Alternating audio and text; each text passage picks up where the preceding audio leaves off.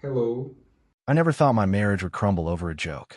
Not after surviving market crashes, sleepless newborn nights, and a mortgage on our dream home. But that Sunday at my in-laws' house changed everything. My wife's laughter cut deeper than any knife as she turned me into a punchline. My name is Nathan Brooks. I'm 45 years old, and I've spent the last decade climbing the ladder at Meridian Financial Partners in downtown Boston. Looking at me, most people see success, the nice house in the suburbs, the well-behaved kids, the beautiful wife. The American dream, right? But behind closed doors, things weren't exactly picture perfect. Gloria and I met in our early 30s. She was teaching fourth grade at a private school, passionate about shaping young minds.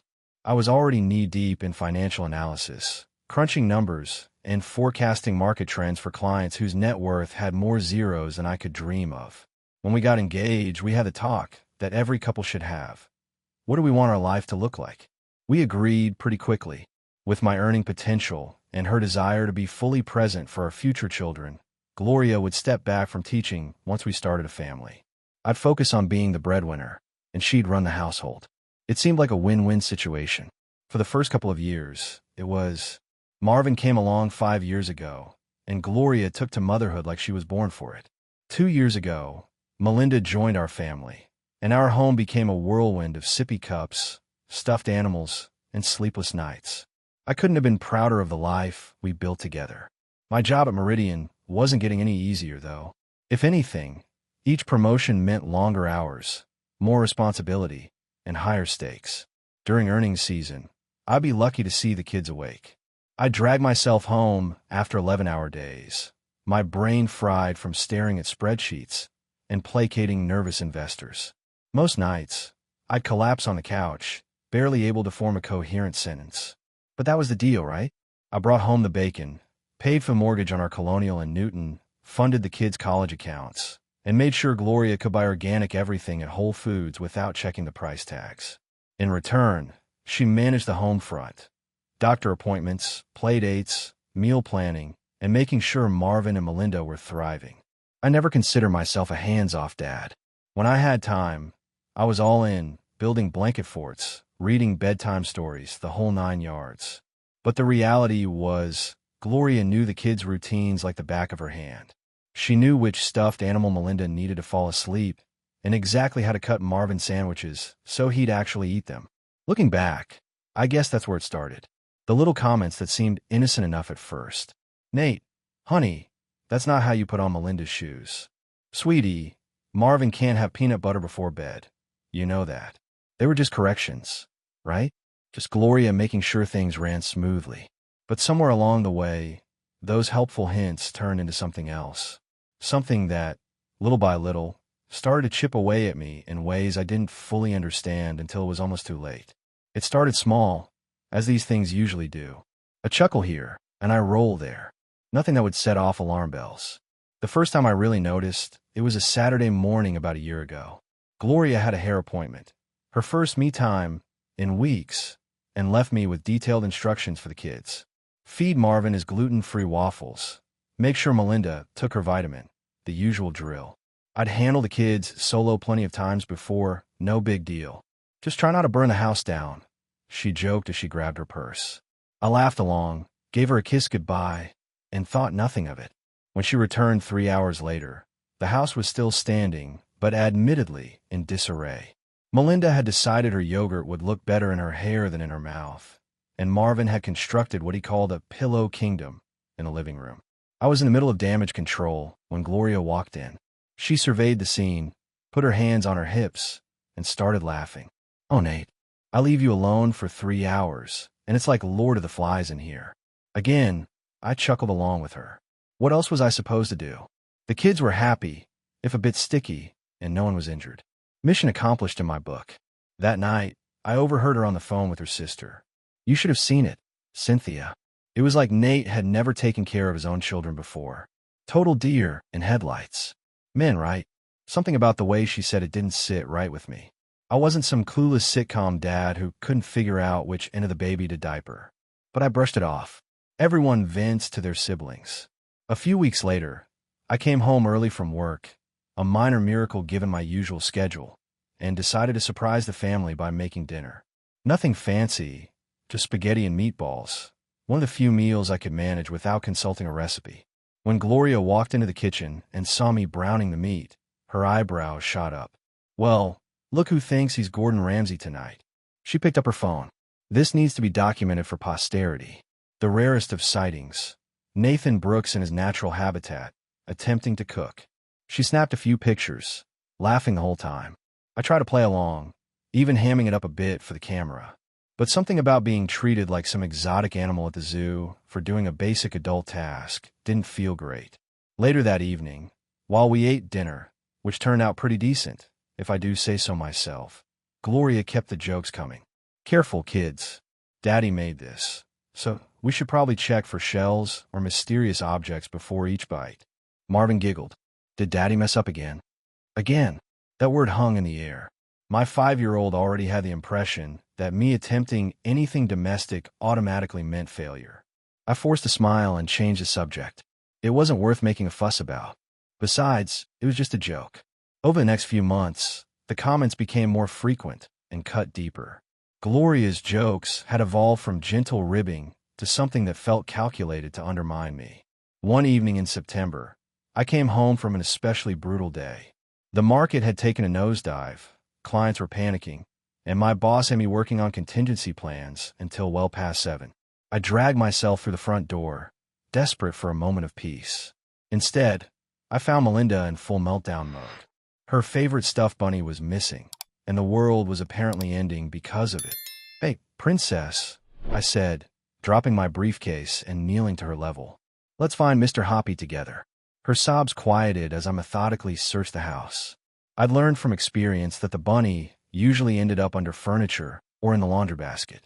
Sure enough, after 15 minutes of hunting, I found him wedged between the couch cushions. Melinda's face lit up as I handed her the toy. I felt a surge of satisfaction. I might not be around as much as I'd like, but I could still come through for my kids when it mattered. Gloria walked in just as Melinda was giving me a thank you hug. "Would you look at that?" she said, leaning against the doorframe. Nathan Brooks, financial wizard by day, barely competent dad by night. The words stung. I just successfully navigated a crisis, however small, and instead of acknowledgement, I got another jab. "Very funny," I replied, my tone sharper than intended. Gloria raised an eyebrow. "Geez, someone can't take a joke today." I bit back my response. I was too tired for an argument. The pattern continued. When I took the kids to the park on Saturday and returned with Marvin sporting a scraped knee from a fall off the monkey bars, Gloria sighed dramatically. "I swear, Nate, I can't trust you with them for 3 hours without someone getting injured." Never mind that I'd handled the situation perfectly, cleaned the wound, applied a bandage, and turned Marvin's tears into laughter by letting him pick out his battle scar bandage. When I struggled to recall the name of Marvin's teacher during a phone conversation, Gloria rolled her eyes and mouthed to her friend, "Hopeless." Each comment felt like a paper cut, minor in isolation, but increasingly painful as they accumulated. One night, as I helped Marvin with his kindergarten homework, he looked up at me with genuine surprise when I explained a math concept. "Wow, Dad, you're actually good at this," he exclaimed. "That actually hit me like a sucker punch." My 5-year-old was already surprised that his father could be competent at something outside of work, and I knew exactly where he'd gotten that impression. I straightened my shoulders and looked my son in the eye. "Buddy, there are lots of things I'm good at. I might not be here all the time, but that doesn't mean I don't know how to take care of you and your sister." Later, when I mentioned the incident to Gloria, she laughed it off. "Oh, come on, he's 5. Don't be so sensitive." But it wasn't about sensitivity. It was about respect, and I was starting to realize just how little I was getting at home. What had once been private comments between Gloria and me soon became public entertainment. It seemed like every social gathering became an opportunity for her to showcase my supposed ineptitude as a father. The first time it happened was at a neighborhood barbecue.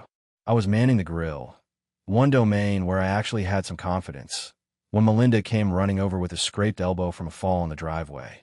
I immediately went into dad mode, cleaned the scrape with a napkin dipped in water, found a Band-Aid in my wallet. I'd started carrying them for exactly this reason, and had her laughing again within minutes. Gloria approached with a group of neighborhood moms, just as I was finishing up. "Ladies, Witness the rarest of sights, she announced theatrically. Nathan actually handling a minor emergency without calling for backup. The women laughed, and I forced a smile while something twisted in my gut. What should have been a simple moment of fatherhood had become a spectacle. The next weekend, we had dinner with my colleagues from Meridian. These were people I needed to impress, whose respect was crucial to my career.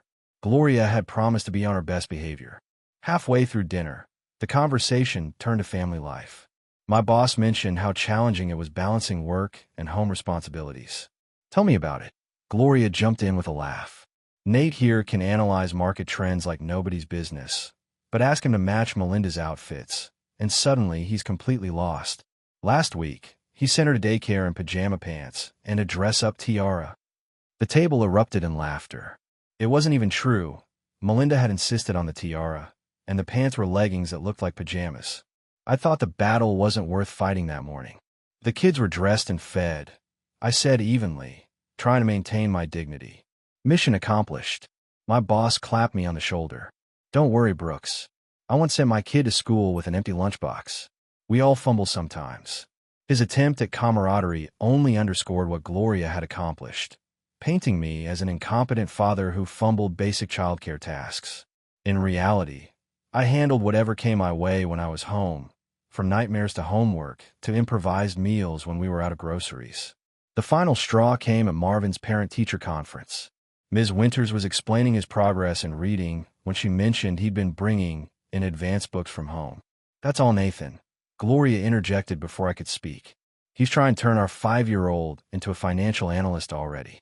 I keep telling him, honey, normal kids read Goodnight Moon, not the Wall Street Journal.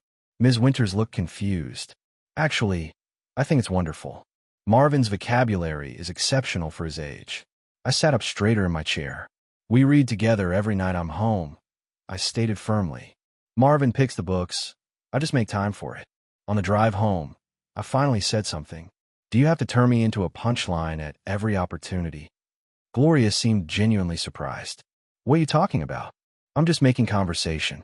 No, you're making me look like an idiot. And it needs to stop. She rolled her eyes. You need to lighten up, Nate. It's just a little harmless fun. But as I gripped the steering wheel, I knew there was nothing harmless about it.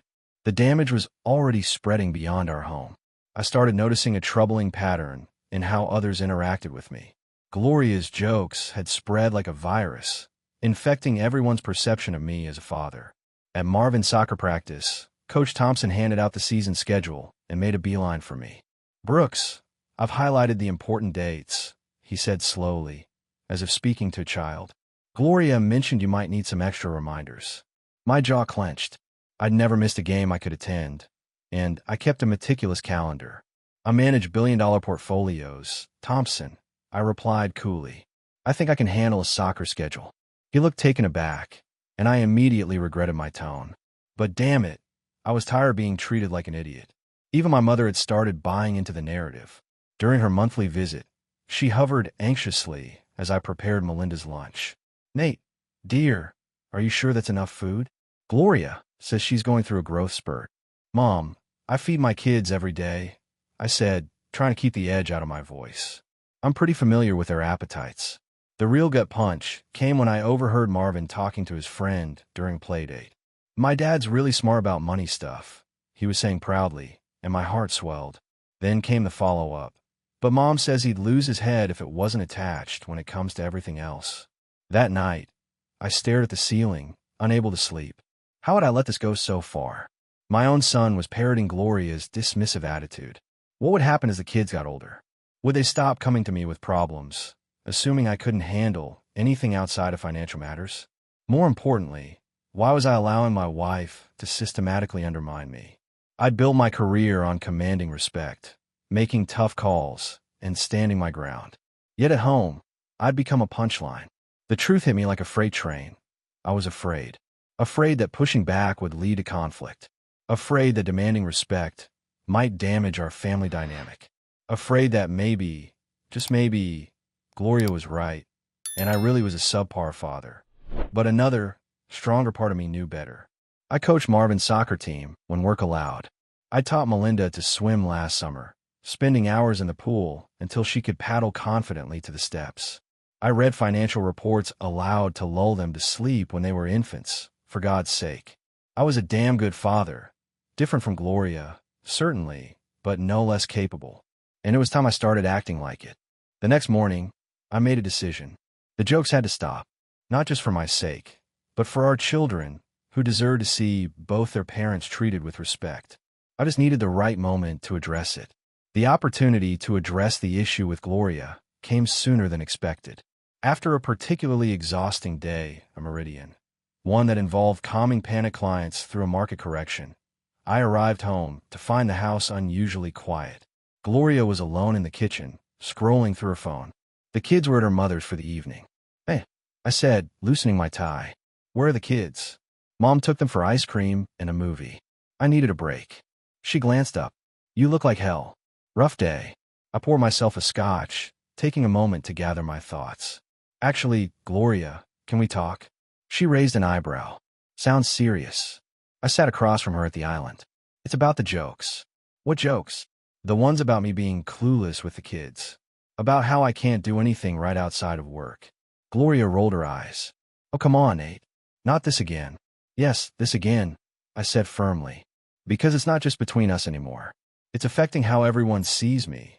The kids, other parents, even my own mother." She crossed her arms. "You're being too sensitive." "No, I'm not," I insisted, keeping my voice level. "When Marvin starts repeating to his friends that I'd lose my head if it wasn't attached, we have a problem." For a moment, something like recognition flickered across her face.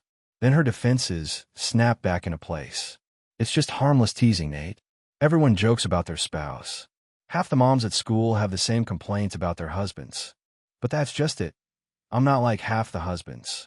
When I'm home, I'm present. I'm engaged. I don't deserve to be your personal punchline." Gloria's phone buzzed. She glanced at it, then stood up. "Look, I don't want to fight about this. You've had a long day, and you're clearly on edge." "I'm not on edge," I said, frustration mounting. "I'm trying to have an honest conversation about something that's hurting me and our family." "Hurting you?" She laughed incredulously. "I'm acknowledging reality, Nate. You work 70 hours a week. You miss school events. You don't know the kids' routines because you're not here most of the time." Her words hit like body blows. Yes, I worked long hours, but that was our agreement, the bargain we'd struck together.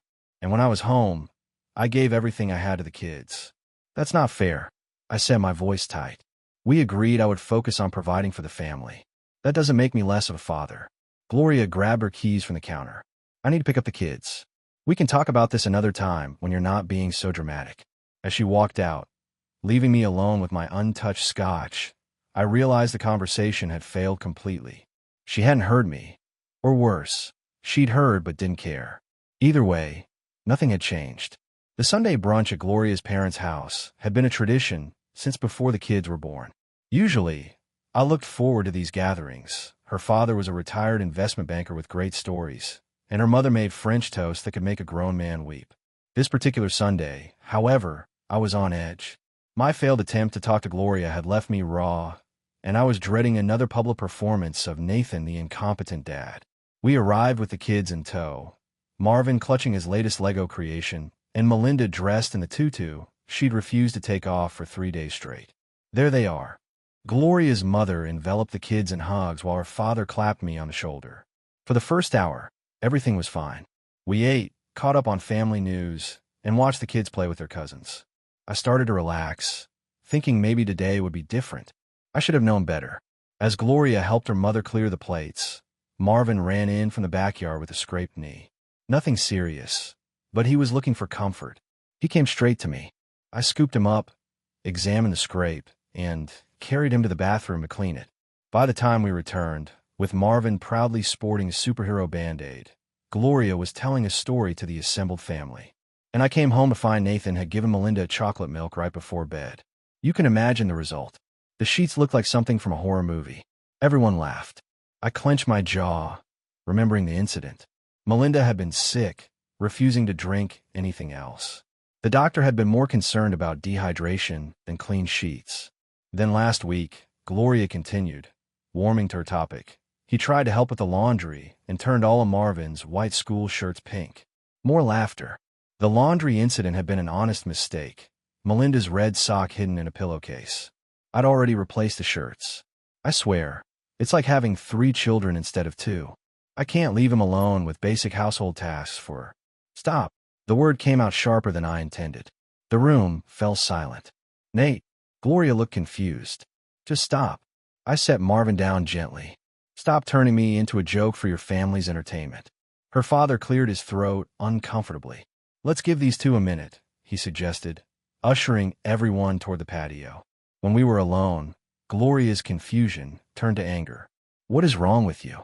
What's wrong with me? I kept my voice controlled despite the anger churning inside. You've been systematically undermining me as a father for months. You've turned me into a punchline, and I'm done with it. They're just stories, Nate. Lighten up. No. I stood my ground. They're not just stories. They're disrespectful, they're hurtful, and they're teaching our children that it's okay to mock their father. She rolled her eyes. You're being dramatic. Something snapped inside me. Is it dramatic to want basic respect for my wife? Is it dramatic to expect you to build me up instead of tearing me down? Because if it is, then yes, I'm being dramatic. I grabbed my car keys from the counter. I need some air. Where are you going? Her voice had lost its edge, uncertainty creeping in. I don't know, I said honestly, but I can't stay here and pretend everything's fine. As I walked out the door, passing her confused family on the porch, I felt a strange mix of guilt and relief. In my head, I silently said goodbye to the version of myself that would have swallowed his pride and laughed along with everyone else. That man was gone. I ended up at the Harbor View Hotel, a mid-range place near the financial district where we put up clients from out of town. The front desk clerk recognized me from company events and didn't ask questions when I requested a room with no end date specified. Once alone, I sent Gloria a text, staying at Harbor View. Need time to think. We'll call kids before bedtime. Her response came quickly. You're being ridiculous. The kids are confused. I didn't reply. Instead, I called my assistant and arranged to have some clothes and toiletries delivered from the department store down the street. Then I took a long shower and tried to clear my head. That evening, I called the house as promised. Gloria put the kids on speakerphone, and I did my best to sound upbeat. When are you coming home, Daddy? Melinda asked, her little voice making my chest tight. Soon, Princess. Daddy just has some work to finish. After reassuring them both and promising to bring home surprises, I ended the call before Gloria could get back on the line. 3 days passed in a strange limbo. I went to work, performed my duties with mechanical precision, then returned to my hotel room each night. I called the kids faithfully, but kept conversations with Gloria brief and logistical.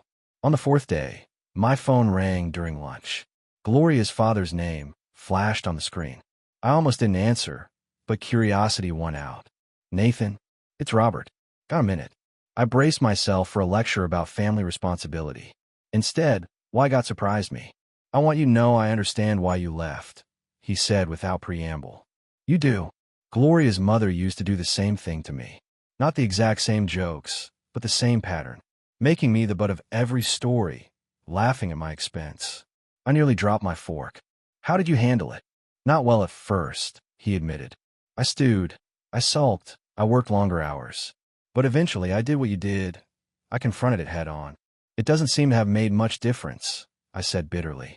It will, he assured me. Gloria is stubborn. Gets that from her mother. But she's also smart. She's starting to realize what she's been doing. I wanted to believe him, but the skepticism must have shown in my silence. She's been quiet these past few days, Robert continued. Reflective. She told her mother that she might have been a little hard on you. Coming from Gloria, that's practically a full confession. Despite everything, I felt a flicker of hope. Has she said anything to the kids? That's actually why I'm calling. I overheard her telling Marvin that Daddy works hard to take care of us, and we should appreciate that more. Not exactly an apology, but a start. After we hung up, I sat staring at my cooling lunch. Was this enough? Was a slight shift in attitude worth returning home for? The answer wasn't simple. But one thing was clear. Running away hadn't solved anything.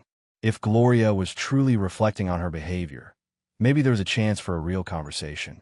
And if not, well, I'd already proven I could walk away if necessary.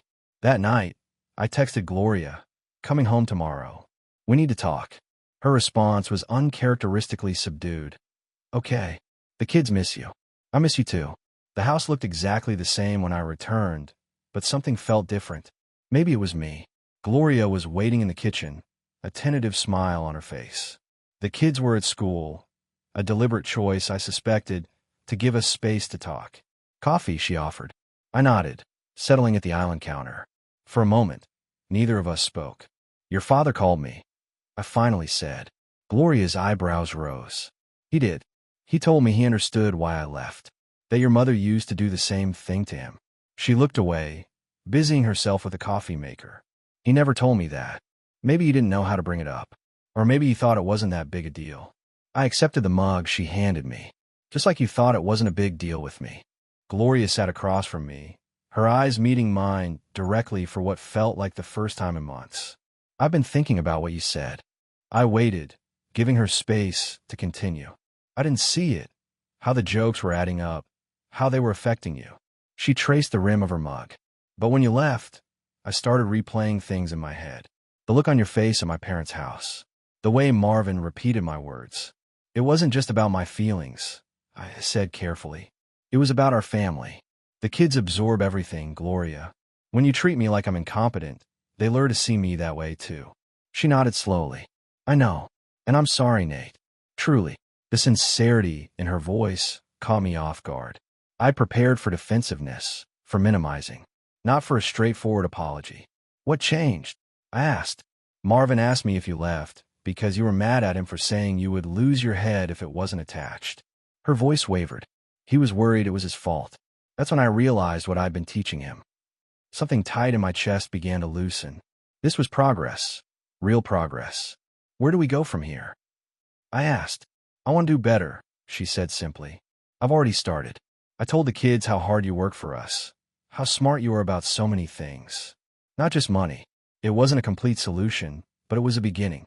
The road ahead would require vigilance from both of us. My willingness to speak up when hurt, her commitment to breaking a damaging habit. "I've missed you," she admitted softly. "The house doesn't feel right without you." I reached across the island to take her hand. "I've missed you too, but I can't come back to the way things were." "I know," she said, "and I don't want that either. I want us to be better." For the first time in months, I believed we could be. 6 months after my hotel stay, life had found a new rhythm. The change wasn't dramatic or instant. Real change rarely is. But day by day, conversation by conversation, Gloria and I rebuilt something stronger than what we'd had before. The jokes didn't disappear overnight. Old habits die hard. But now when Gloria started to slip into that familiar pattern, she'd catch herself. Sometimes I'd see her physically bite her tongue. Other times, she'd rephrase mid-sentence, turning what might have been a punchline at my expense into something more neutral or even supportive. More importantly, she began actively building me up in front of the kids. "Daddy's really good at explaining math problems, Marvin. Why don't you ask him to help with your homework?" Or, "Did you know your father taught himself to cook in college? He makes the best omelets." These small validations healed wounds I hadn't even realized were still raw. For my part, I made changes too. I started leaving work earlier on Wednesdays to coach Marvin's soccer practice. I scheduled regular daddy-daughter dates with Melinda. I learned Gloria's complex household systems instead of relying on her to translate them for me. The real test came during the annual neighborhood block party. As we chatted with neighbors, someone asked about our recent family vacation to Cape Cod. "Nate planned the whole thing," Gloria said, her hand finding mine. "He found this amazing little beach house and arranged sailing lessons for the kids. He thinks of details I'd never consider." The warmth that spread through me had nothing to do with the summer heat. This was what partnership felt like, having someone who highlighted your strengths rather than mocking your weaknesses. Later that night, after the kids were asleep, Gloria and I sat on the porch swing, watching fireflies rise from the lawn. "We almost lost this," she said quietly. "If you hadn't stood up for yourself." "But I did," I interrupted gently. "And you listened. That's what matters." She leaned her head against my shoulder. "I never wanted to hurt you, Nate. I just didn't realize how much those jokes were costing us." The price had indeed been steep. My dignity, the children's respect, the foundation of our marriage. But we'd managed to pull back from the brink. "I'm glad you came home," she whispered. I tightened my arm around her. "I'm glad I had something worth coming home to. We weren't perfect. We never would be. But we learned something crucial. In a marriage, words matter. Respect matters. And sometimes, fighting for that respect, even when it's uncomfortable, even when it means walking away temporarily, is the most important battle a man can win." Bye.